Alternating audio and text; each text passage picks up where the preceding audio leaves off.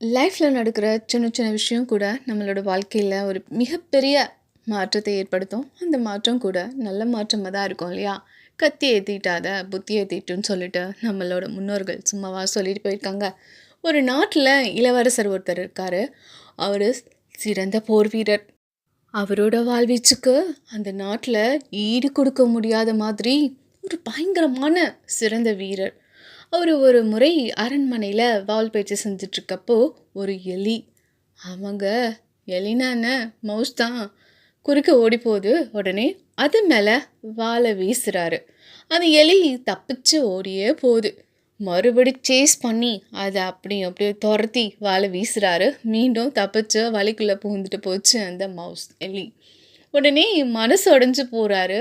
அப்போது அங்கே அரசர் வராரு.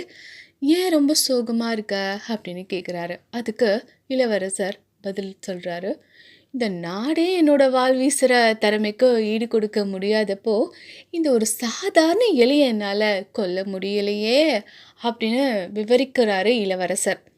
மன்னரும் சிரிச்சு விட்டு, எலியை கொல்ல வால் பயிற்சி எதுக்கு, அரண்மனை பூனை கொண்டு வந்தாலே போதுமே அப்படின்னு சொல்கிறாரு. உடனே அரண்மனை பூனை வரவழைக்கப்படுது. அந்த பூனையும் எலியை வேட்டையாட ட்ரை பண்ணுது. பட் அந்த எலிதான் அந்த பூனைக்கிட்ட இருந்து தப்பிச்சு ஓடிப்போச்சு.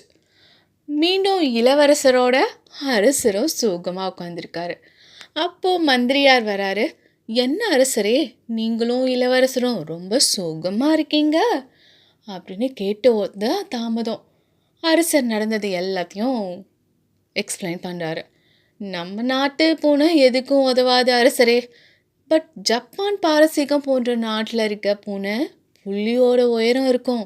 எனவே அங்கேருந்து வரவழைக்கலாமா அப்படின்னு மந்திரி சொல்கிறத கேட்டு அந்த நாட்டில் இருந்து பூனைகள் வரவழைக்கப்படுது. பட் அவற்றுக்கிட்ட இருந்தும் அந்த எலி மிக சாமர்த்தியமாக தான் தப்பிச்சு வலைக்குள்ளே பூந்துட்டு போயிடுது. எலிக்கு இவ்வளோ திறமையா அப்படின்னு எல்லாரும் வியந்து கொண்டிருக்கையில் அங்கேருந்து அரண்மனை காவலர், இளவரசரே, இந்த எலிக்கு போய் எதுக்கு இவ்வளோ சிரமப்படணும், மகாராஜா எங்கள் வீட்டு பூனையே போதும் அப்படின்னு சொல்கிறான். மன்னருக்கு சிறுதுளி கூட நம்பிக்கை இல்லை. என்ன, அரண்மனையில் வளர்ந்து வர பூனையால் முடியாதது சாதாரண பூனையால் முடியுமா அப்படின்னு கேட்குறாரு.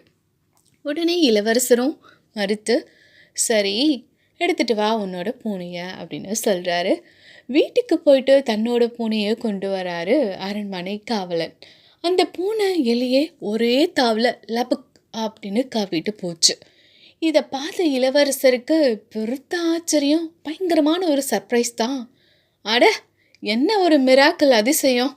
ஜப்பான் பாரசீக அரண்மனையில் வளர்ந்த பூனைக்கிட்ட இல்லாத திறமை இந்த சாதாரண பூனைக்கு எப்படி வந்துச்சு, எப்படி சாத்தியம், என்ன பயிற்சி கொடுத்து பூனையை வளர்க்குறீங்க அப்படின்னு வியந்தவாறே கேள்விகளை கேட்டுக்கிட்டே இருக்காரு. அதுக்கு அந்த காவலாளி ரொம்ப சிம்பிளாக, பெருசாக என் பூனைக்கு திறமையோ பயிற்சியோ எதுவும் இல்லை இளவரசரே, பட் என்னோட பூனைக்கு ரொம்ப பசி, அவ்வளவுதான். பயங்கரமான ஸ்டார்விங்கில் இருந்திருக்கு அந்த பூனை. உடனே இளவரசருக்கு சுரீர் அப்படிங்குது. ஆமாங்க, அரண்மனைக்குள்ளே பூனை எல்லாமே நல்லா சாப்பிட்டு கொலு கொலுன்னு நல்லா புஷ்டியாக இருக்கிறனால அவற்றுக்கு பசி அப்படிங்கிறது என்னன்னே தெரிய வாய்ப்பில்லை இல்லையா? எனவே அவற்றால் எப்படிங்க கவி பிடிக்க முடியும்?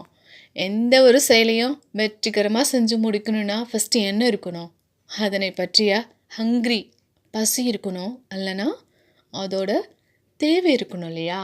அப்போ தான் அந்த காரியத்தை கணக்கச்சிதமாக செஞ்சு முடிக்க முடியும் அப்படிங்கிறத அரண்மனை காவலாளி பூனைக்கிட்ட இருந்து அங்கிருந்த மக்களும் அரசரும் இளவரசரும் மந்திரியும் கற்றுக்கிட்டாங்க.